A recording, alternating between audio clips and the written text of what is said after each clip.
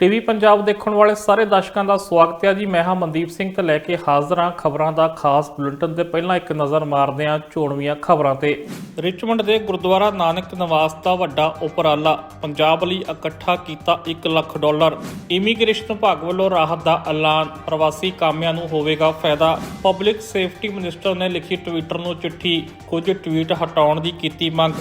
BC ਵਿੱਚ ठंड का कहर जारी, टुटे कई ਥਾਵਾਂ ਤੇ रिकॉर्ड ਅਤੇ ਭਾਰੀ ठंड ਕਾਰਨ ਵਧੀ ਬਿਜਲੀ ਦੀ ਮੰਗ, ਟੁੱਟੇ ਸਾਰੇ ਪੁਰਾਣੇ ਰਿਕਾਰਡ। ਸਨ ਅੱਜ ਦੀਆਂ ਚੋਣਵੀਆਂ ਖਬਰਾਂ ਤੇ ਹੁਣ ਜਾਂਦੇ ਆ ਖਬਰਾਂ ਦੇ ਬੁਲਟਨ ਵੱਲ। ਕੈਨੇਡਾ ਦੇ ਵਿੱਚ ਰਿਚਮੰਡ ਸ਼ਹਿਰ ਦੇ ਵਿੱਚ ਸਥਾਪਿਤ ਗੁਰਦੁਆਰਾ ਨਾਨਕ ਨਿਵਾਸ ਵੱਲੋਂ ਇੱਕ ਖਾਸ ਪਹਿਲ ਕੀਤੀ ਗਈ ਹੈ। ਉਹਨਾਂ ਵੱਲੋਂ ਪੰਜਾਬ ਦੇ ਹਸਪਤਾਲਾਂ ਵਿੱਚ ਕਿਡਨੀ ਡਾਇਲਿਸਿਸ ਦੀਆਂ ਮਸ਼ੀਨਾਂ ਲਗਵਾਉਣ ਲਈ $1 ਲੱਖ ਦੀ ਰਾਸ਼ੀ ਇਕੱਠੀ ਕੀਤੀ ਗਈ ਹੈ, ਜੋ ਕਿ ਭਾਰਤੀ ਰਾਸ਼ੀ ਦੇ ਮੁਤਾਬਕ 60 ਲੱਖ ਦੇ ਕਰੀਬ ਬਣਦੀ ਹੈ। इस संबंधी गुरुद्वारा मैनेजमेंट कमेटी के ਸਕੱਤਰ बलवंत संघेड़ा ने दस्सिया कि जिस वक्त कोविड का कहर पंजाब 'ਚ ਚੱਲ ਰਿਹਾ ਸੀ ਅਤੇ ਆਕਸੀਜਨ ਦੀ ਭਾਰੀ ਕਮੀ ਚੱਲ ਰਹੀ ਸੀ, ਉਸ ਦੌਰਾਨ ਪੰਜਾਬ ਦੇ ਲੋਕਾਂ ਦੀ ਮਦਦ ਲਈ ਇਹ ਰਾਸ਼ੀ ਇਕੱਠੀ ਕਰਨੀ ਸ਼ੁਰੂ ਕੀਤੀ ਗਈ ਸੀ ਅਤੇ ਇਸੇ ਦੌਰਾਨ ਹੀ ਉਹਨਾਂ ਦੇ ਸੰਪਰਕ ਵਿੱਚ ਸਰਬੱਤ ਦਾ ਭਲਾ ਟਰਸਟ ਵਾਲੇ SPS ਉਬਰਾਏ ਹੋਣੀ ਆਏ ਸੀ, ਜਿਨ੍ਹਾਂ ਨਾਲ ਮਿਲ ਕੇ ਇਹ ਡੋਨੇਸ਼ਨ ਇਕੱਠੀ ਕਰਨੀ ਸ਼ੁਰੂ ਕੀਤੀ ਗਈ ਸੀ। ਪਰ ਉਹਨਾਂ ਨੇ ਦੱਸਿਆ ਕਿ ਇਸ ਵਕਤ पंजाब ਦੇ ਵਿੱਚ ਸਰਬੱਤ ਦਾ ਭਲਾ ਟਰਸਟ ਵੱਲੋਂ ਕਾਫੀ ਆਕਸੀਜਨ ਦੇ ਪਲਾਂਟ ਲਾ ਦਿੱਤੇ ਗਏ ਨੇ, ਜਿਸ ਤੋਂ ਬਾਅਦ ਫੈਸਲਾ ਇਹ ਕੀਤਾ ਗਿਆ ਕਿ ਹੁਣ ਇਸ ਰਾਸ਼ੀ ਦੀਆਂ ਕਿਡਨੀ ਡਾਇਲਿਸਿਸ ਦੀਆਂ ਮਸ਼ੀਨਾਂ ਖਰੀਦੀਆਂ ਜਾਣਗੀਆਂ ਅਤੇ ਪੰਜਾਬ ਦੇ ਕੁਝ ਹਸਪਤਾਲਾਂ ਵਿੱਚ ਲਾਈਆਂ ਜਾਣਗੀਆਂ।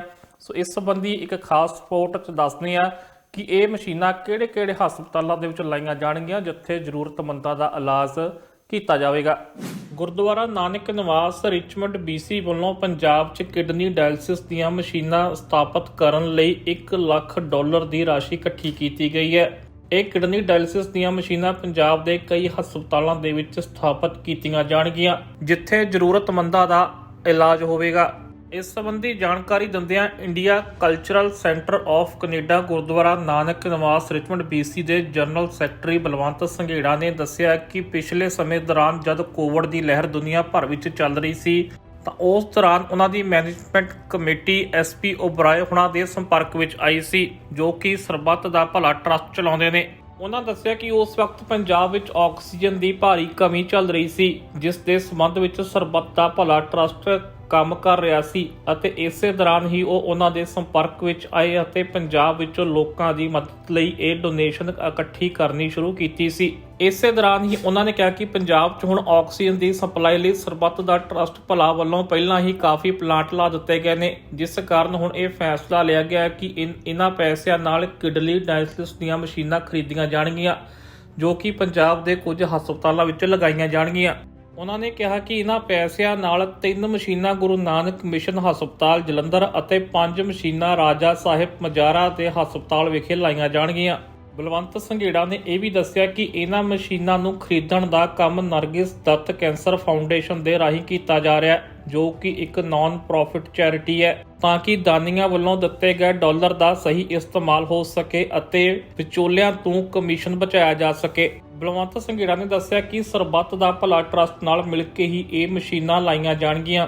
ਇਸ ਦੇ ਨਾਲ ਹੀ ਉਹਨਾਂ ਨੇ ਦੱਸਿਆ ਕਿ ਫਰੇਜ਼ਰ ਵੈਲੀ ਦੇ ਇਲਾਕੇ ਵਿੱਚ ਆਏ ਹੜ੍ਹਾਂ ਲਈ ਉਹਨਾਂ ਨੇ ਲੋਕਾਂ ਦੀ ਮਦਦ ਲਈ $10,000 ਤੋਂ ਵੱਧ ਦੀ ਰਾਸ਼ੀ ਇਕੱਠੀ ਕੀਤੀ ਸੀ, ਜੋ ਕਿ ਸਮਾਜ ਸੇਵੀ ਸੰਸਥਾਵਾਂ ਨੂੰ ਜਲਦ ਹੀ ਸੌਂਪ ਦਿੱਤੀ ਜਾਵੇਗੀ। ਕੈਨੇਡਾ ਦੇ ਇਮੀਗ੍ਰੇਸ਼ਨ ਵਿਭਾਗ ਵੱਲੋਂ ਇੱਕ ਖਾਸ ਛੋਟ ਦਾ ਐਲਾਨ ਕੀਤਾ ਗਿਆ ਤੇ ਇਹ ਛੋਟ ਉਹਨਾਂ ਵਿਦੇਸ਼ੀ ਵਰਕਰਾਂ ਲਈ ਆ ਜੋ ਕੈਨੇਡਾ ਦੇ ਵਿੱਚ PR ਦੀ ਫਾਈਲ ਲਾਉਣ ਦੀ ਤਿਆਰੀ ਕਰ ਰਹੇ ਨੇ।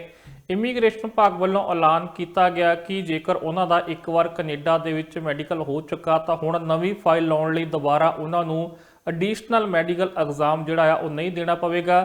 ਹਾਲਾਂਕਿ ਇਸ ਦੇ ਨਾਲ ਸ਼ਰਤ ਇਹ ਵੀ ਰੱਖੀ ਗਈ ਹੈ ਕਿ ਇਸ ਸਮੇਂ ਦੇ ਦੌਰਾਨ ਉਹਨਾਂ ਨੂੰ ਕੋਈ ਅਜਿਹੀ ਬਿਮਾਰੀ ਨਾ ਲੱਗੇ ਜੋ ਕਿ ਪਬਲਿਕ ਰਿਸਕ ਹੋਵੇ। ਸੋ ਇਸ ਤਰ੍ਹਾਂ ਦੀ ਜੇਕਰ ਕੋਈ ਗੱਲ ਨਹੀਂ ਹੈ ਤਾਂ ਫਿਰ ਉਹਨਾਂ ਦਾ ਪਹਿਲਾ ਹੀ ਮੈਡੀਕਲ ਜਿਹੜਾ ਐਗਜ਼ਾਮ ਆ ਉਹ ਪ੍ਰਵਾਨ ਕੀਤਾ ਜਾਵੇਗਾ। ਸੋ ਹਾਲਾਂਕਿ ਇਸੇ ਸਾਲ ਜੂਨ ਦੇ ਵਿੱਚ ਇਸ ਦਾ ਐਲਾਨ ਹੋ ਗਿਆ ਸੀ, ਪਰ ਇਸ ਦੀ ਸੀਮਾ ਜਿਹੜੀ ਸੀ ਉਹ ਮਹਿਜ 28 ਦਸੰਬਰ ਤੱਕ ਰੱਖੀ ਗਈ ਸੀ, ਪਰ ਇਸ ਨੂੰ ਵਧਾ ਕੇ ਹੁਣ ਅਗਲੇ ਸਾਲ 31 ਮਾਰਚ 2022 ਤੱਕ ਕਰ ਦਿੱਤਾ ਗਿਆ। ਕੈਨੇਡਾ ਦੇ ਇਮੀਗ੍ਰੇਸ਼ਨ ਵਿਭਾਗ ਵੱਲੋਂ ਕੈਨੇਡਾ 'ਚ ਰਹਿ ਰਹੇ ਪ੍ਰਵਾਸੀਆਂ ਲਈ ਰਾਹਤ ਦਾ ਐਲਾਨ ਕੀਤਾ ਗਿਆ। ਕੈਨੇਡਾ ਇਮੀਗ੍ਰੇਸ਼ਨ ਵਿਭਾਗ ਵੱਲੋਂ ਜਾਣਕਾਰੀ ਜਾਰੀ ਕੀਤੀ ਗਈ ਹੈ ਕਿ ਜਿਹੜੇ ਕੈਨੇਡਾ 'ਚ ਰਹਿ ਰਹੇ ਪ੍ਰਵਾਸੀ PR ਦੀ ਫਾਈਲ ਲਾਉਣਾ ਚਾਹੁੰਦੇ ਆ ਉਹਨਾਂ ਨੂੰ ਐਡੀਸ਼ਨਲ ਮੈਡੀਕਲ ਐਗਜ਼ਾਮ ਵਿੱਚੋਂ ਨਹੀਂ ਲੰਘਣਾ ਪਵੇਗਾ, ਜਦਕਿ ਉਹਨਾਂ ਦਾ ਪੁਰਾਣਾ ਮੈਡੀਕਲ ਐਗਜ਼ਾਮ ਹੀ ਅਪਰੂਵ ਕਰ ਲਿਆ ਜਾਵੇਗਾ। ਹਾਲਾਂਕਿ ਇਸ ਦਾ ਐਲਾਨ ਇਮੀਗ੍ਰੇਸ਼ਨ ਵਿਭਾਗ ਵੱਲੋਂ ਜੂਨ ਵਿੱਚ ਹੀ ਕਰ ਦਿੱਤਾ ਗਿਆ ਸੀ, ਪਰ ਇਸ ਨੂੰ ਦੀ ਮਿਆਦ 28 ਦਸੰਬਰ ਨੂੰ ਮੁੱਕ ਰਹੀ ਸੀ ਅਤੇ ਹੁਣ ਇਸ ਵਿੱਚ ਵਾਧਾ ਕਰ ਦਿੱਤਾ ਗਿਆ ਅਤੇ 31 ਮਾਰਚ 2022 ਤੱਕ ਇਸੇ ਪਾਲਿਸੀ ਦੇ ਤਹਿਤ ਹੀ ਕੰਮ ਕੀਤਾ ਜਾਵੇਗਾ। ਇਸ ਸੰਬੰਧੀ ਜਾਣਕਾਰੀ ਦਿੰਦਿਆਂ ਦੱਸਿਆ ਗਿਆ ਕਿ ਹੁਣ ਜਦੋਂ ਵੀ ਕੋਈ ਪ੍ਰਵਾਸੀ ਪੀਆਰ ਲਈ ਫਾਈਲ ਲਾਵੇਗਾ ਉਸ ਨੂੰ ਆਪਣਾ ਪੁਰਾਣਾ ਇਮੀਗ੍ਰੇਸ਼ਨ ਮੈਡੀਕਲ ਐਗਜ਼ਾਮ ਜਾਂ ਫਿਰ ਯੂਨੀਕ ਮੈਡੀਕਲ ਆਇਡੈਂਟੀਫਾਇਰ ਨੰਬਰ ਪ੍ਰੋਵਾਈਡ ਕਰਨਾ ਪਵੇਗਾ, ਜਿਸ ਨਾਲ ਉਸ ਨੂੰ ਦੁਬਾਰਾ ਮੈਡੀਕਲ ਐਗਜ਼ਾਮ ਵਿੱਚੋਂ ਲੰਘਣ ਦੀ ਲੋੜ ਨਹੀਂ ਪਵੇਗੀ। ਇਸ ਦੇ ਨਾਲ ਹੀ ਕੁਝ ਹੋਰ ਸ਼ਰਤਾਂ ਵੀ ਰੱਖੀਆਂ ਗਈਆਂ ਨੇ, ਜਿਸ ਵਿੱਚ ਇੱਕ ਸ਼ਰਤ ਇਹ ਵੀ ਰੱਖੀ ਗਈ ਹੈ ਕਿ ਵਿਅਕਤੀ ਵੱਲੋਂ 6 ਮਹੀਨੇ ਤੋਂ ਵੱਧ ਕੈਨੇਡਾ ਨਹੀਂ ਛੱਡਿਆ ਜਾਣਾ ਚਾਹੀਦਾ, ਭਾਵ ਕਿ ਉਸ ਦਾ 6 ਮਹੀਨੇ ਤੋਂ ਵੱਧ ਕਿਸੇ ਵੀ ਹੋਰ ਜੇਕਰ ਮੁਲਕ ਵਿੱਚ ਰਿਹਾ ਤਾਂ ਉਸ ਨੂੰ ਫਿਰ ਮੈਡੀਕਲ ਐਗਜ਼ਾਮ ਦੇਣਾ ਪਵੇਗਾ। ਇਸ ਜਾਣਕਾਰੀ ਵਿੱਚ ਇਹ ਵੀ ਦੱਸਿਆ ਗਿਆ ਕਿ ਇਮੀਗ੍ਰੇਸ਼ਨ ਵਿਭਾਗ ਵੱਲੋਂ ਉਹਨਾਂ ਲੋਕਾਂ ਨਾਲ ਖੁਦ ਸੰਪਰਕ ਕੀਤਾ ਜਾਵੇਗਾ ਜੋ ਇਸ ਪਾਲਿਸੀ ਦੇ ਵਿੱਚ ਕਵਰ ਨਹੀਂ ਹੋਣਗੇ। ਜਾਣਕਾਰੀ ਅਨੁਸਾਰ ਇਮੀਗ੍ਰੇਸ਼ਨ ਫਾਈਲਾਂ ਵਿੱਚ ਤੇਜ਼ੀ ਲਿਆਉਣ ਦੇ ਲਈ ਅਜਿਹੇ ਕਦਮ ਚੁੱਕੇ ਜਾ ਰਹੇ ਨੇ ਤਾਂ ਕਿ ਇਸ ਸਾਲ ਵੀ ਕੈਨੇਡਾ ਆਪਣਾ 4 ਲੱਖ ਲੋਕਾਂ ਨੂੰ ਇਮੀਗ੍ਰੇਸ਼ਨ ਦੇਣ ਦਾ ਟਾਰਗੇਟ ਪੂਰਾ ਕਰ ਸਕੇ। ਜ਼ਿਕਰਯੋਗ ਹੈ ਕਿ ਇਸ ਸਾਲ ਕੈਨੇਡਾ ਵੱਲੋਂ ਆਪਣਾ 4,01,000 ਦਾ ਟਾਰਗੇਟ ਪੂਰਾ ਕਰ ਲਿਆ ਗਿਆ ਅਤੇ ਆਉਣ ਵਾਲੇ ਸਾਲ ਦੇ ਵਿੱਚ ਕੈਨੇਡਾ ਵੱਲੋਂ 4,11,000 ਦਾ ਟਾਰਗੇਟ ਰੱਖਿਆ ਗਿਆ। ਕੈਨੇਡਾ ਦੇ ਪਬਲਿਕ ਸੇਫਟੀ ਮਿਨਿਸਟਰ ਮਾਰਕੋ ਮੈਡੀਸਿਨੋ ਵੱਲੋਂ ਟਵਿੱਟਰ ਕੈਨੇਡਾ ਨੂੰ ਇੱਕ ਚਿੱਠੀ ਲਿਖ ਕੇ ਮੰਗ ਕੀਤੀ ਹੈ ਕਿ ਉਸ ਵੱਲੋਂ ਕੁਝ ਟਵੀਟ ਜਿਹੜੇ ਉਹ ਟਵਿੱਟਰ ਤੋਂ ਹਟਾਉਣੇ ਚਾਹੀਦੇ ਨੇ। ਇਸ ਸੰਬੰਧੀ ਉਹਨਾਂ ਨੇ ਚਿੱਠੀ ਵਿੱਚ ਜ਼ਿਕਰ ਕਰਦਿਆਂ ਲਿਖਿਆ ਕਿ ਕੈਨੇਡੀਅਨ ਮੈਡੀਕਲ ਐਸੋਸੀਏਸ਼ਨ ਦੇ ਪ੍ਰੈਜ਼ੀਡੈਂਟ ਨੂੰ ਧਮਕੀਆਂ ਭਰੇ ਕੁਝ ਟਵੀਟ ਕੀਤੇ ਗਏ ਨੇ, ਜਿਸ ਦੀ ਚਰਚਾ ਇਸ ਵਕਤ ਕੈਨੇਡਾ ਦੇ ਵਿੱਚ ਹੋ ਰਹੀ ਹੈ ਅਤੇ ਪਬਲਿਕ ਸੇਫਟੀ ਮਿਨਿਸਟਰ ਨੇ ਕਿਹਾ ਕਿ ਇਹ ਟਵੀਟ ਹੈਲਥ ਵਰਕਰਸ ਦੇ ਲਈ ਇੱਕ ਥ੍ਰੈਟ ਹੈ। ਸੋ ਇਸ ਕਰਕੇ ਇਹਨਾਂ ਟਵੀਟਸ ਨੂੰ ਜਲਦ ਤੋਂ ਜਲਦ ਟਵਿੱਟਰ ਤੋਂ ਹਟਾਇਆ ਜਾਣਾ ਚਾਹੀਦਾ ਹੈ। ਕੈਨੇਡਾ ਦੇ ਪਬਲਿਕ ਸੇਫਟੀ ਮਿਨਿਸਟਰ ਮਾਰਕੋ ਮੈਡੀਸਿਨੋ ਵੱਲੋਂ ਟਵਿੱਟਰ ਕੈਨੇਡਾ ਨੂੰ ਇੱਕ ਚਿੱਠੀ ਲਿਖੀ ਗਈ ਹੈ, ਜਿਸ ਵਿੱਚ ਉਹਨਾਂ ਨੇ ਕੁਝ ਟਵੀਟ ਨੂੰ ਹਟਾਉਣ ਦੀ ਮੰਗ ਕੀਤੀ ਗਈ ਹੈ। ਪਬਲਿਕ ਸੇਫਟੀ ਮਿਨਿਸਟਰ ਨੇ ਇਹਨਾਂ ਟਵੀਟਸ ਨੂੰ ਹੈਲਥ ਤੇ ਸੇਫਟੀ ਆਫ ਹੈਲਥ ਵਰਕਰਸ ਲਈ ਖਤਰਾ ਦੱਸਿਆ ਹੈ। ਜ਼ਿਕਰਯੋਗ ਹੈ ਕਿ ਕੁਝ ਦਿਨ ਪਹਿਲਾਂ ਕੈਨੇਡੀਅਨ ਮੈਡੀਕਲ ਐਸੋਸੀਏਸ਼ਨ ਦੀ ਪ੍ਰੈਜ਼ੀਡੈਂਟ ਡਾਕਟਰ ਕੈਥਰੀਨ ਸਮਾਰਟ ਨੂੰ ਟਵਿੱਟਰ ਤੇ ਕੁਝ ਧਮਕੀਆਂ ਮਿਲੀਆਂ ਸਨ ਅਤੇ ਡਾਕਟਰ ਕੈਥਰੀਨ ਨੇ ਇਹਨਾਂ ਨੂੰ ਟਵਿੱਟਰ ਉੱਤੇ ਸਾਂਝਾ ਕੀਤਾ ਸੀ, ਜਿਸ ਤੋਂ ਬਾਅਦ ਪਬਲਿਕ ਸੇਫਟੀ ਮਿਨਿਸਟਰ ਵੱਲੋਂ ਇਹ ਟਵੀਟ ਟਵਿੱਟਰ ਕੈਨੇਡਾ ਦੇ ਧਿਆਨ ਵਿੱਚ ਲਿਆਂਦੇ ਗਏ ਨੇ। ਪਬਲਿਕ ਸੇਫਟੀ ਮਿਨਿਸਟਰ ਨੇ ਆਪਣੀ ਚਿੱਠੀ ਵਿੱਚ ਲਿਖਿਆ ਕਿ ਉਹ ਇਹਨਾਂ ਟਵੀਟਸ ਨੂੰ ਬੜੀ ਗੰਭੀਰਤਾ ਨਾਲ ਲੈ ਰਹੇ ਨੇ ਅਤੇ ਟਵਿੱਟਰ ਕੈਨੇਡਾ ਨੂੰ ਵੀ ਇਹਨਾਂ ਉੱਤੇ ਧਿਆਨ ਦੇਣਾ ਚਾਹੀਦਾ ਹੈ। ਉਹਨਾਂ ਨੇ ਕਿਹਾ ਕਿ ਇਹ ਟਵੀਟ ਇੰਜ ਲੱਗਦਾ ਜਿਵੇਂ ਹੈਲਥ ਕੇਅਰ ਵਰਕਰਸ ਲਈ ਕੋਈ ਧਮਕੀ ਹੋਣ ਜਾਂ ਫਿਰ ਉਹਨਾਂ ਦੀ ਸੁਰੱਖਿਆ ਲਈ ਖਤਰਾ ਪੈਦਾ ਕਰਦੇ ਹੋਣ।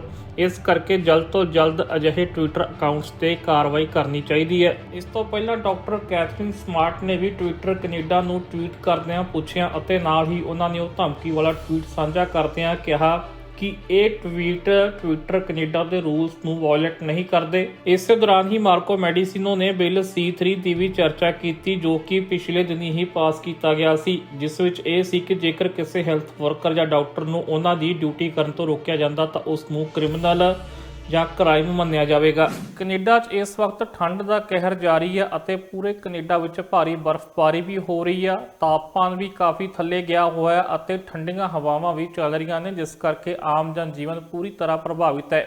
ਦੂਜੇ ਪਾਸੇ ਬ੍ਰਿਟਿਸ਼ ਕੋਲੰਬੀਆ ਵਿੱਚ ਵੀ ਇਸ ਵਾਰ ਉਮੀਦ ਤੋਂ ਵੱਧ ਜਿਹੜੀ ਉਹ ਠੰਡ ਪੈ ਰਹੀ ਹੈ ਔਰ ਖਾਸ ਕਰਕੇ ਮੈਟਰੋ ਵੈਨਕੂਵਰ ਅਤੇ ਨਾਰਥਰਨ BC ਵਿੱਚ ਇਸ ਵਕਤ ਟੈਂਪਰੇਚਰ ਦੇ ਕਾਫੀ ਰਿਕਾਰਡ ਟੁੱਟ ਰਹੇ ਨੇ। ਐਨਵਾਇਰਨਮੈਂਟ ਕੈਨੇਡਾ ਵੱਲੋਂ ਜਾਣਕਾਰੀ ਦਿੱਤੀ ਗਈ ਹੈ ਕਿ ਬੀਤੇ ਦਿਨ ਵੀ 21 ਥਾਵਾਂ ਉੱਤੇ ਨਵੇਂ ਰਿਕਾਰਡ ਠੰਡ ਨੇ ਕਾਇਮ ਕੀਤੇ। ਸੋ ਦੇਖਦੇ ਹਾਂ ਇਸ ਸੰਬੰਧੀ ਖਾਸ ਜਾਣਕਾਰੀ। ਕੈਨੇਡਾ ਦੇ ਸੂਬੇ ਬ੍ਰਿਟਿਸ਼ ਕੋਲੰਬੀਆ ਵਿੱਚ ਠੰਡ ਦਾ ਕਹਿਰ ਲਗਾਤਾਰ ਜਾਰੀ ਹੈ। ਐਨਵਾਇਰਨਮੈਂਟ ਕੈਨੇਡਾ ਵੱਲੋਂ ਜਾਰੀ ਕੀਤੀ ਗਈ ਜਾਣਕਾਰੀ ਦੇ ਅਨੁਸਾਰ ਬਾਕਸਿੰਗ ਡੇ ਤੇ 21 ਥਾਵਾਂ ਤੇ ਟੈਂਪਰੇਚਰ ਦਾ ਰਿਕਾਰਡ ਟੁੱਟਿਆ ਸੀ, ਜਦਕਿ ਇਸੇ ਤਰੀਕੇ ਹੀ ਅਗਲੇ ਦਿਨ ਸੋਮਵਾਰ ਨੂੰ ਵੀ 21 ਥਾਵਾਂ ਤੇ ਹੀ ਟੈਂਪਰੇਚਰ ਦਾ ਰਿਕਾਰਡ ਟੁੱਟਦਾ ਨਜ਼ਰ ਆਇਆ। ਐਨਵਾਇਰਨਮੈਂਟ ਕੈਨੇਡਾ ਵੱਲੋਂ ਚੇਤਾਵਨੀ ਜਾਰੀ ਕੀਤੀ ਗਈ ਹੈ ਕਿ ਨਾਰਥਰਨ BC ਅਤੇ ਮੈਟਰੋ ਵੈਨਕੂਵਰ ਦੇ ਇਲਾਕੇ ਵਿੱਚ ਠੰਡੀਆਂ ਹਵਾਵਾਂ ਲਗਾਤਾਰ ਚੱਲ ਸਕਦੀਆਂ ਨੇ, ਜਿਨ੍ਹਾਂ ਦਾ ਤਾਪਮਾਨ -35 ਡਿਗਰੀ ਤੱਕ ਹੋ ਸਕਦਾ ਅਤੇ ਮੈਟਰੋ ਵੈਨਕੂਵਰ ਵਿੱਚ -20 ਤੱਕ ਤਾਪਮਾਨ ਜਾ ਸਕਦਾ ਹੈ। ਇਸੇ ਤਰੀਕੇ ਨਾਲ ਹੀ এনवायरमेंट ਕੈਨੇਡਾ ਵੱਲੋਂ ਇੱਕ ਲਿਸਟ ਵੀ ਜਾਰੀ ਕੀਤੀ ਗਈ ਹੈ, ਜਿਸ ਵਿੱਚ ਇਹ ਦੱਸਿਆ ਗਿਆ ਕਿ ਕਿਹੜੀਆਂ-ਕਿਹੜੀਆਂ ਥਾਵਾਂ ਤੇ ਕਿੰਨੇ ਸਾਲ ਪੁਰਾਣਾ ਰਿਕਾਰਡ ਟੁੱਟਿਆ ਹੈ। ਜੇਕਰ ਗੱਲ ਵੈਨਕੂਵਰ ਦੀ ਕਰੀਏ ਤਾਂ ਇੱਥੇ ਸੋਮਵਾਰ ਨੂੰ -15.3 ਸੈਲਸੀਅਸ ਡਿਗਰੀ ਟੈਂਪਰੇਚਰ ਰਿਕਾਰਡ ਕੀਤਾ ਗਿਆ, ਜਦਕਿ 1971 ਦੇ ਵਿੱਚ ਇੱਥੇ ਸਭ ਤੋਂ ਵੱਧ ਠੰਡ 12.8 ਸੈਲਸੀਅਸ ਡਿਗਰੀ ਦਰਜ ਕੀਤੀ ਗਈ ਸੀ।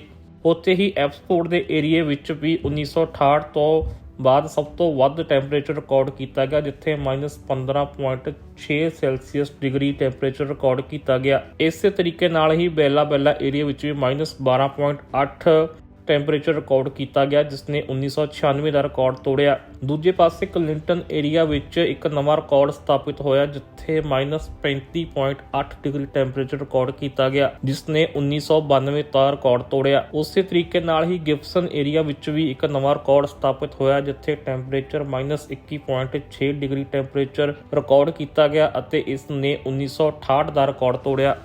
BC ਦੇ ਹੋਪ ਇਲਾਕੇ ਵਿੱਚ ਵੀ ਟੈਂਪਰੇਚਰ -18.4 ਰਿਕਾਰਡ ਕੀਤਾ ਗਿਆ, ਜਿਸ ਨੇ 1968 ਦਾ ਰਿਕਾਰਡ ਹੀ ਤੋੜਿਆ।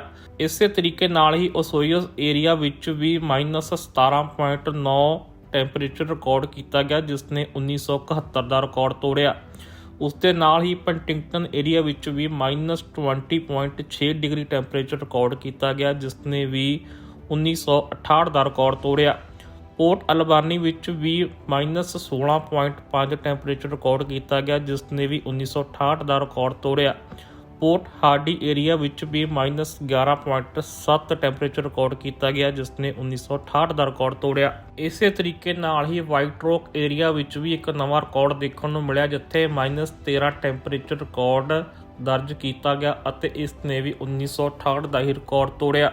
এনवायरमेंट ਕੈਨੇਡਾ ਵੱਲੋਂ ਅੱਜ ਵੀ BC ਦੇ 22 ਇਲਾਕਿਆਂ ਲਈ ਐਕਸਟ੍ਰੀਮ ਕੋਲਡ ਵਾਰਨਿੰਗਸ ਜਾਰੀ ਕੀਤੀਆਂ ਗਈਆਂ ਨੇ ਅਤੇ ਨਾਲ ਹੀ ਇਹ ਵੀ ਚੇਤਾਵਨੀ ਦਿੱਤੀ ਗਈ ਹੈ ਕਿ ਨਵੇਂ ਸਾਲ ਤੱਕ ਇਹ ਟੈਂਪਰੇਚਰ ਇਸੇ ਤਰੀਕੇ ਨਾਲ ਹੀ ਘੱਟ ਰਹਿ ਸਕਦਾ ਹੈ ਅਤੇ ਇਸ ਤੋਂ ਬਚਣ ਲਈ ਲੋਕਾਂ ਨੂੰ ਹਦਾਇਤਾਂ ਵੀ ਦਿੱਤੀਆਂ ਜਾ ਰਹੀਆਂ ਨੇ। ਕੈਨੇਡਾ 'ਚ ਮੌਸਮ ਠੰਡਾ ਹੋਣ ਕਾਰਨ ਬਿਜਲੀ ਦੀ ਮੰਗ ਕਾਫੀ ਵੱਧ ਗਈ ਹੈ, ਜਿਸ ਸੰਬੰਧੀ BC ਹਾਈਡਰੋ ਵੱਲੋਂ ਖਾਸ ਤੌਰ ਤੇ ਜਾਣਕਾਰੀ ਜਾਰੀ ਕੀਤੀ ਗਈ ਹੈ। BC ਹਾਈਡਰੋ ਨੇ ਦੱਸਿਆ ਕਿ ਠੰਡ ਦੇ ਦੌਰਾਨ 27 ਦਸੰਬਰ ਨੂੰ ਬਿਜਲੀ ਦੀ ਮੰਗ ਨੇ ਸਾਰੇ ਪਿਛਲੇ ਰਿਕਾਰਡ ਤੋੜ ਦਿੱਤੇ ਅਤੇ ਇੱਕ ਨਵਾਂ ਰਿਕਾਰਡ ਸਥਾਪਿਤ ਕਰ ਦਿੱਤਾ। ਇਸੇ ਦੌਰਾਨ ਹੀ BC ਹਾਈਡਰੋ ਦੇ ਬੁਲਾਰੇ ਨੇ ਦੱਸਿਆ ਕਿ ਇਸ ਵਕਤ ਲੋਕਾਂ ਨੂੰ ਸਲਾਹ ਵੀ ਦਿੱਤੀ ਜਾ ਰਹੀ ਹੈ ਕਿ ਜੇਕਰ ਉਹ ਘਰ ਦੇ ਵਿੱਚ ਮੌਜੂਦ ਨਹੀਂ ਤਾਂ ਉਹਨਾਂ ਵੱਲੋਂ ਘਰ ਦੀ ਹੀਟ ਬੰਦ ਕਰ ਦੇਣੀ ਚਾਹੀਦੀ ਹੈ ਤੇ ਇਸ ਦੌਰਾਨ ਹੀ ਖਾਸ ਕਰਕੇ ਸਵੇਰੇ ਅਤੇ ਸ਼ਾਮ ਨੂੰ ਜਿੰਨਾ ਹੋ ਸਕੇ ਘੱਟ ਚੀਜ਼ਾਂ ਬਿਜਲੀ ਵਾਲੀਆਂ ਵਰਤਣੀਆਂ ਚਾਹੀਦੀਆਂ, ਕਿਉਂਕਿ ਇਸੇ ਵਾਲੀ ਬਿਜਲੀ ਦੀ ਡਿਮਾਂਡ ਕਾਫੀ ਵੱਧ ਰਹੀ ਹੈ। ਹਾਲਾਂਕਿ ਇਸ ਦੇ ਨਾਲ ਉਹਨਾਂ ਨੇ ਇਹ ਵੀ ਕਿਹਾ ਕਿ ਚਿੰਤਾ ਵਾਲੀ ਕੋਈ ਗੱਲ ਨਹੀਂ, BC ਹਾਈਡਰੋ ਦੇ ਕੋਲ ਇਸ ਵਕਤ ਵਾਧੂ ਸਪਲਾਈ ਹੈ ਅਤੇ ਜਿੰਨੀ ਵੀ ਡਿਮਾਂਡ ਹੈ ਉਸ ਵਕਤ ਉਹ ਪੂਰੀ ਸਪਲਾਈ ਜਿਹੜੀ ਆ ਬਿਜਲੀ ਦੀ ਦੇ ਸਕਦੇ ਨੇ। ਬ੍ਰਿਟਿਸ਼ ਕੋਲੰਬੀਆ ਵਿੱਚ ਇਸ ਵਕਤ ਰਿਕਾਰਡ ਤੋੜ ਠੰਡ ਪੈ ਰਹੀ ਹੈ ਅਤੇ ਇਸੇ ਦੌਰਾਨ ਹੀ ਇਲੈਕਟ੍ਰਿਸਿਟੀ ਡਿਮਾਂਡ ਨੇ ਵੀ BC ਵਿੱਚ ਰਿਕਾਰਡ ਤੋੜ ਦਿੱਤੇ ਨੇ, ਜਿਸ ਸੰਬੰਧੀ BC ਹਾਈਡਰੋ ਵੱਲੋਂ ਇੱਕ ਜਾਣਕਾਰੀ ਜਾਰੀ ਕੀਤੀ ਗਈ ਹੈ। BC ਹਾਈਡਰੋ ਵੱਲੋਂ ਜਾਰੀ ਕੀਤੀ ਗਈ ਜਾਣਕਾਰੀ ਵਿੱਚ ਦੱਸਿਆ ਗਿਆ ਕਿ 27 ਦਸੰਬਰ ਦਿਨ ਸੋਮਵਾਰ ਨੂੰ ਸ਼ਾਮ 5 ਵਜੇ ਤੋਂ ਲੈ ਕੇ 6 ਵਜੇ ਤੱਕ ਬਿਜਲੀ ਦੀ ਡਿਮਾਂਡ 10,902 ਮੈਗਾਵਾਟ ਤੱਕ ਪਹੁੰਚ ਗਈ ਸੀ, ਜੋ ਕਿ ਹੁਣ ਤੱਕ ਦਾ ਸਭ ਤੋਂ ਵੱਡਾ ਰਿਕਾਰਡ ਹੈ। ਜਦਕਿ 2020 ਸਤੰਬਰ ਦੇ ਵਿੱਚ ਇਹੀ ਡਿਮਾਂਡ 10,577 ਮੈਗਾਵਾਟ ਤੱਕ ਪਹੁੰਚੀ ਸੀ ਅਤੇ 27 ਦਸੰਬਰ ਨੂੰ ਇਹ ਰਿਕਾਰਡ ਇਲੈਕਟ੍ਰਿਸਿਟੀ ਡਿਮਾਂਡ ਨੇ ਤੋੜ ਦਿੱਤਾ। ਹਾਲਾਂਕਿ BC ਹਾਈਡਰੋ ਵੱਲੋਂ ਇਹ ਸਿਰਫ 1 ਘੰਟੇ ਦਾ ਡਾਟਾ ਸਾਂਝਾ ਕੀਤਾ ਗਿਆ, ਪਰ ਓਵਰਆਲ ਵੀ BC ਹਾਈਡਰੋ ਵੱਲੋਂ ਦੱਸਿਆ ਗਿਆ ਕਿ ਬਿਜਲੀ ਦੀ ਡਿਮਾਂਡ ਕਾਫੀ ਵਧੀ ਹੈ। ਪਰ ਇਸ ਦੇ ਨਾਲ ਹੀ BC ਹਾਈਡਰੋ ਦੇ ਬੁਲਾਰੇ ਵੱਲੋਂ ਇਹ ਵੀ ਦੱਸਿਆ ਗਿਆ ਕਿ ਚਿੰਤਾ ਵਾਲੀ ਕੋਈ ਗੱਲ ਨਹੀਂ ਹੈ, ਕਿਉਂਕਿ BC ਹਾਈਡਰੋ ਦੇ ਕੋਲ ਵਾਧੂ ਸਪਲਾਈ ਹੈ, ਜਿਸ ਨਾਲ ਉਹ ਜਿੰਨੀ ਵੀ ਡਿਮਾਂਡ ਉਨੀ ਪੂਰੀ ਕਰ ਸਕਦੇ ਨੇ। BC ਹਾਈਡਰੋ ਦੇ ਬੁਲਾਰੇ ਨੇ ਦੱਸਿਆ ਕਿ ਇਸ ਵਕਤ ਲੋਕ ਵੱਧ ਘਰਾਂ ਵਿੱਚ ਹੀਟ ਚਲਾਉਂਦੇ ਨੇ, ਜਿਸ ਕਾਰਨ ਸਵੇਰੇ ਅਤੇ ਸ਼ਾਮ ਨੂੰ ਇਲੈਕਟ੍ਰਿਸਿਟੀ ਦੀ ਡਿਮਾਂਡ ਵੱਧ ਜਾਂਦੀ ਹੈ। ਉਹਨਾਂ ਵੱਲੋਂ ਲੋਕਾਂ ਨੂੰ ਸਲਾਹ ਵੀ ਦਿੱਤੀ ਗਈ ਕਿ ਉਸ ਵਕਤ ਘਰ ਦੀ ਹੀਟ ਬੰਦ ਕਰ ਦਿੱਤੀ ਜਾਵੇ, ਜਿਸ ਦੌਰਾਨ ਉਹ ਘਰ ਨਹੀਂ ਹੋਣਗੇ, ਜਿਸ ਨਾਲ ਉਹਨਾਂ ਦਾ ਬਿੱਲ ਵੀ ਘਟੇਗਾ ਅਤੇ ਬਿਜਲੀ ਦੀ ਡਿਮਾਂਡ ਵੀ ਘਟ ਸਕਦੀ ਹੈ। ਇਸ ਦੇ ਨਾਲ ਹੀ ਉਹਨਾਂ ਨੇ ਇਹ ਵੀ ਦੱਸਿਆ ਕਿ ਇਹਨਾਂ ਪੀਕ ਹਾਵਰਸ ਦੇ ਵਿੱਚ ਲਾਂਡਰੀ ਨਾ ਚਲਾਈ ਜਾਵੇ। এনवायरमेंट ਕੈਨੇਡਾ ਵੱਲੋਂ ਭਵਿੱਖਬਾਣੀ ਕੀਤੀ ਗਈ ਹੈ ਕਿ ਆਉਣ ਵਾਲੇ ਕੁਝ ਦਿਨਾਂ ਦੌਰਾਨ ਹਾਲੇ ਟੈਂਪਰੇਚਰ -20 ਕੈਨੇਡਾ ਦੇ ਕੁਝ ਇਲਾਕਿਆਂ ਵਿੱਚ ਰਹਿ ਸਕਦਾ ਹੈ। ਜਿਸ ਤੋਂ ਬਾਅਦ BC ਹਾਈਡਰੋ ਦਾ ਵੀ ਕਹਿਣਾ ਹੈ ਕਿ ਬਿਜਲੀ ਦੀ ਮੰਗ ਵਿੱਚ ਲਗਾਤਾਰ ਵਾਧਾ ਹੋ ਸਕਦਾ ਹੈ। ਉਧਰ ਖਰਾਬ ਮੌਸਮ ਕਾਰਨ BC ਫੈਰੀ ਸਰਵਿਸ ਵੀ ਪ੍ਰਭਾਵਿਤ ਹੋ ਰਹੀ ਹੈ। ਇਸ ਸੰਬੰਧੀ ਜਾਣਕਾਰੀ ਜਾਰੀ ਕਰਦਿਆਂ BC ਫੈਰੀ ਨੇ ਦੱਸਿਆ ਕਿ ਫ੍ਰੀਜ਼ਿੰਗ ਟੈਂਪਰੇਚਰ ਦੇ ਕਾਰਨ ਫੈਰੀ ਦੇ ਕੁਝ ਰੂਟ ਪ੍ਰਭਾਵਿਤ ਹੋਏ ਨੇ ਅਤੇ ਉਹਨਾਂ ਦਾ ਸਮਾਂ ਬਦਲਿਆ ਗਿਆ, ਜਿਸ ਕਾਰਨ ਲੋਕਾਂ ਨੂੰ ਪਰੇਸ਼ਾਨੀ ਦਾ ਸਾਹਮਣਾ ਵੀ ਕਰਨਾ ਪੈ ਰਿਹਾ ਹੈ। BC ਫੈਰੀ ਨੇ ਦੱਸਿਆ ਕਿ ਫ੍ਰੀਜ਼ਿੰਗ ਟੈਂਪਰੇਚਰ ਹੋਣ ਦੇ ਕਾਰਨ ਫੈਰੀ ਦੇ ਵਾਸ਼ਰੂਮ ਅਤੇ ਹੋਰ ਥਾਵਾਂ ਤੇ ਪੈਪਾਂ ਵਿੱਚ ਪਾਣੀ ਜੰਮ ਗਿਆ, ਜਿਸ ਨੂੰ ਠੀਕ ਕਰਨ ਦੀ ਕੋਸ਼ਿਸ਼ ਕੀਤੀ ਜਾ ਰਹੀ ਹੈ। ਬ੍ਰਿਟਿਸ਼ ਕੋਲੰਬੀਆ ਦੇ ਠੰਡੇ ਮੌਸਮ ਨੇ ਫੈਰੀ ਸਰਵਿਸ ਨੂੰ ਵੀ ਪ੍ਰਭਾਵਿਤ ਕੀਤਾ ਹੈ। BC ਫੈਰੀਜ਼ ਵੱਲੋਂ ਅੱਜ ਅਨਾਉਂਸ ਕੀਤਾ ਗਿਆ ਕਿ ਉਹਨਾਂ ਵੱਲੋਂ ਅੱਜ ਸਵੇਰ ਦੀਆਂ 2 ਫੈਰੀਜ਼ ਜਿਹੜੀਆਂ ਕਿ ਮੇਨਲੈਂਡ ਅਤੇ ਵੈਨਕੂਵਰ ਆਈਲੈਂਡ ਦੇ ਵਿਚਕਾਰ ਚੱਲਣੀਆਂ ਸੀ, ਉਹਨਾਂ ਨੂੰ ਕੈਂਸਲ ਕਰ ਦਿੱਤਾ ਗਿਆ। ਇਹ ਦੋਵੇਂ ਫੈਰੀਜ਼ ਤਵਾਸਨ ਤੋਂ ਨਨਾਇਮੋ ਦੇ ਵਿਚਕਾਰ ਚੱਲਣੀਆਂ ਸਨ, ਜਿਨ੍ਹਾਂ ਦੀ ਟਾਈਮਿੰਗ 10:15 ਤੋਂ ਲੈ ਕੇ 10:45 ਤੱਕ ਦੱਸੀ ਜਾ ਰਹੀ ਹੈ। BC ਫੈਰੀਜ਼ ਵੱਲੋਂ ਦੱਸਿਆ ਗਿਆ ਕਿ ਇਸ ਦੌਰਾਨ ਫੈਰੀ ਦੀਆਂ ਪਾਈਪਸ ਵਿੱਚ ਪਾਣੀ ਜੰਮ ਗਿਆ ਸੀ, ਜਿਸ ਕਾਰਨ ਇਹਨਾਂ ਨੂੰ ਰੱਦ ਕੀਤਾ ਗਿਆ। ਫੈਰੀਜ਼ ਰੱਦ ਹੋਣ ਕਾਰਨ ਯਾਤਰੀਆਂ ਨੂੰ ਪਰੇਸ਼ਾਨੀ ਦਾ ਸਾਹਮਣਾ ਕਰਨਾ ਪਿਆ ਤੇ ਇਸ ਵਕਤ ਵੀ ਉਹ ਲੰਬੀਆਂ ਕਤਾਰਾਂ 'ਚ ਉਡੀਕ ਵਿੱਚ ਬੈਠੇ ਹਨ। ਜਿਨ੍ਹਾਂ ਵੱਲੋਂ ਇਸ ਵੇਲੇ ਦੀ ਯਾਤਰਾ ਲਈ ਬੁਕਿੰਗ ਕਰਵਾਈ ਗਈ ਸੀ, ਉਹਨਾਂ ਵਿੱਚੋਂ ਜਿਹੜੀ ਬੁਕਿੰਗ ਉਹ ਕੈਂਸਲ ਕਰ ਦਿੱਤੀ ਗਈ ਹੈ। BC ਫੈਰੀ ਵੱਲੋਂ ਉਮੀਦ ਕੀਤੀ ਜਾ ਰਹੀ ਹੈ ਕਿ ਜਲਦ ਹੀ ਇਹ ਸੇਵਾ ਦੁਬਾਰਾ ਸ਼ੁਰੂ ਹੋ ਸਕੇਗੀ। ਤੇ ਹੁਣ ਰੁਕ ਕਰਦੇ ਹਾਂ ਕਰੋਨਾ ਵਾਇਰਸ ਨਾਲ ਜੁੜੀਆਂ ਖਬਰਾਂ ਦਾ। ਕੈਨੇਡਾ ਵਿੱਚ ਇਸ ਵਕਤ ਕਰੋਨਾ ਵਾਇਰਸ ਦੇ ਕਾਫੀ ਕੇਸ ਆ ਰਹੇ ਨੇ, ਜਿਸ ਵਿੱਚ ਸਭ ਤੋਂ ਪਹਿਲਾਂ ਗੱਲ ਕਿਊਬਕ ਦੀ ਕਰਦੇ ਹਾਂ, ਜਿੱਥੇ ਅੱਜ ਸਾਰੇ ਪਿਛਲੇ ਰਿਕਾਰਡ ਟੁੱਟ ਗਏ ਤੇ ਅੱਜ ਕਿਊਬਕ ਦੇ ਵਿੱਚ 12,000 ਤੋਂ ਵੱਧ ਕਰੋਨਾ ਵਾਇਰਸ ਦੇ ਨਵੇਂ ਮਾਮਲੇ ਦਰਜ ਕੀਤੇ ਗਏ, ਜਿਸ ਵਿੱਚੋਂ ਬਹੁਤੇ ਓਮਿਕਰੋਨ ਨਾਲ ਸੰਬੰਧਿਤ ਨੇ। ਇਸ ਦੇ ਨਾਲ ਹੀ ਕਿਊਬਕ ਦੇ ਵਿੱਚ ਲੋਕਾਂ ਦੀ ਹਸਪਤਾਲ ਵਿੱਚ ਵੀ ਗਿਣਤੀ ਕਾਫੀ ਵੱਧ ਗਈ ਹੈ, ਜਿਸ ਨੂੰ ਲੈ ਕੇ ਸਰਕਾਰ ਵੱਲੋਂ ਚਿੰਤਾ ਵੀ ਜ਼ਾਹਰ ਕੀਤੀ ਜਾ ਰਹੀ ਹੈ। ਕਰੋਨਾ ਦੇ ਨਵੇਂ ਵੇਰੀਐਂਟ ਕਾਰਨ ਕਿਊਬਕ ਦੇ ਵਿੱਚ ਹਾਲਾਤ ਵਿਗੜਦੇ ਨਜ਼ਰ ਆ ਰਹੇ ਨੇ। ਕਿਊਬਕ 'ਚ ਬੀਤੇ 24 ਘੰਟਿਆਂ ਦੌਰਾਨ ਰਿਕਾਰਡ ਮਾਮਲੇ ਦਰਜ ਕੀਤੇ ਗਏ ਨੇ ਅਤੇ ਇਸ ਦੇ ਨਾਲ ਹੀ ਹਸਪਤਾਲ ਵਿੱਚ ਵੀ ਲੋਕਾਂ ਦੀ ਗਿਣਤੀ ਤੇਜ਼ੀ ਨਾਲ ਵੱਧ ਰਹੀ ਹੈ। ਕਿਊਬਕ 'ਚ ਬੀਤੇ 24 ਘੰਟਿਆਂ ਦੌਰਾਨ 12,833 ਕਰੋਨਾ ਵਾਇਰਸ ਦੇ ਨਵੇਂ ਮਾਮਲੇ ਦਰਜ ਕੀਤੇ ਗਏ ਨੇ ਤੇ ਇਸੇ ਦੌਰਾਨ ਹੀ 15 ਲੋਕਾਂ ਦੀ ਮੌਤ ਵੀ ਹੋ ਗਈ ਹੈ। ਕਿਊਬਕ ਵੱਲੋਂ ਦੱਸਿਆ ਜਾ ਰਿਹਾ ਹੈ ਕਿ ਅਪ੍ਰੈਲ ਤੋਂ ਬਾਅਦ ਪਹਿਲੀ ਵਾਰ ਇੰਨੇ ਮਾਮਲੇ ਇੱਕ ਦਿਨ 'ਚ ਸਾਹਮਣੇ ਆਏ ਨੇ ਅਤੇ ਇਸ ਦੇ ਨਾਲ ਹੀ ਇੰਨੀ ਵੱਡੀ ਗਿਣਤੀ ਵਿੱਚ ਮੌਤਾਂ ਹੋ ਰਹੀਆਂ ਨੇ। ਕਿਊਬਕ ਵਿੱਚ ਹੁਣ ਹਰ ਹਫ਼ਤੇ ਔਸਤਨ 9,133 ਕਰੋਨਾ ਵਾਇਰਸ ਦੇ ਮਾਮਲੇ ਵੱਧ ਰਹੇ ਨੇ ਅਤੇ ਇਸ ਔਸਤ ਦੇ ਵਿੱਚ ਬੀਤੇ ਕੁਝ ਦਿਨਾਂ ਵਿੱਚ ਹੀ ਇੱਕਦਮ ਵਾਧਾ ਹੋਇਆ। ਉੱਥੇ ਹੀ ਹਸਪਤਾਲਾਂ ਵਿੱਚ ਵੀ ਮਰੀਜ਼ਾਂ ਦੀ ਗਿਣਤੀ ਕਾਫੀ ਵੱਧ ਗਈ ਹੈ। ਕਿਊਬਕ ਵਿੱਚ ਇਸ ਵਕਤ 702 ਕਰੋਨਾ ਦੇ ਮਰੀਜ਼ ਹਸਪਤਾਲ ਵਿੱਚ ਦਾਖਲ ਨੇ, ਜਿਨ੍ਹਾਂ ਵਿੱਚੋਂ 115 ICU ਵਿੱਚ ਦਾਖਲ ਨੇ ਅਤੇ ਜਿਨ੍ਹਾਂ ਦੀ ਹਾਲਤ ਵੀ ਗੰਭੀਰ ਦੱਸੀ ਜਾ ਰਹੀ ਹੈ। ਸੂਬੇ ਵੱਲੋਂ ਇਹ ਵੀ ਜਾਣਕਾਰੀ ਸਾਂਝੀ ਕੀਤੀ ਗਈ ਹੈ ਕਿ ਸੂਬੇ 'ਚ ਜਿਨ੍ਹਾਂ ਲੋਕਾਂ ਨੇ ਕੋਵਿਡ ਦੀ ਇੱਕ ਵੈਕਸੀਨ ਦੀ ਡੋਜ਼ ਵੀ ਨਹੀਂ ਲਗਵਾਈ, ਉਹ ਇਸ ਵਕਤ ਵਧੇਰੇ ਕਰੋਨਾ ਤੋਂ ਪੀੜਤ ਹੋ ਰਹੇ ਨੇ ਅਤੇ ਵਧੇਰੇ ਉਹੀ ਹਸਪਤਾਲ ਦੇ ਵਿੱਚ ਵੀ ਦਾਖਲ ਹੋ ਰਹੇ ਨੇ, ਜਿਸ ਵਿੱਚ ਦੱਸਿਆ ਜਾ ਰਿਹਾ ਹੈ ਕਿ ਬੀਤੇ 24 ਘੰਟਿਆਂ ਦੌਰਾਨ 158 ਅਜਿਹੇ ਲੋਕ ਹਸਪਤਾਲ ਵਿੱਚ ਦਾਖਲ ਹੋਏ ਜਿਨ੍ਹਾਂ ਦੇ ਵੈਕਸੀਨ ਨਹੀਂ ਲੱਗੀ ਹੋਈ ਸੀ। ਜਿਸ ਤਰੀਕੇ ਨਾਲ ਕਿਊਬਕ ਦੇ ਵਿੱਚ ਕਰੋਨਾ ਵਾਇਰਸ ਦੇ ਮਾਮਲੇ ਵੱਧ ਰਹੇ ਨੇ ਅਤੇ ਹਸਪਤਾਲਾਂ ਵਿੱਚ ਲੋਕਾਂ ਦੀ ਗਿਣਤੀ ਵੱਧ ਰਹੀ ਹੈ, ਉਸ ਨੂੰ ਲੈ ਕੇ ਸਰਕਾਰ ਇਸ ਵਕਤ ਕਾਫੀ ਚਿੰਤਾ ਦੱਸੀ ਜਾ ਰਹੀ ਹੈ ਅਤੇ ਇਹ ਵੀ ਹੋ ਸਕਦਾ ਕਿ ਸਰਕਾਰ ਕੁਝ ਹੋਰ ਵੀ ਪਾਬੰਦੀਆਂ ਲਾ ਦੇਵੇ। ਉਧਰ ਦੂਜੇ ਪਾਸੇ ਕਿਊਬਕ ਦੇ ਗੁਆਂਢੀ ਸੂਬੇ ਅੰਟਾਰੀਓ ਵਿੱਚ ਵੀ ਅੱਜ 8,000 ਤੋਂ ਵੱਧ ਮਾਮਲੇ ਦਰਜ ਕੀਤੇ ਗਏ।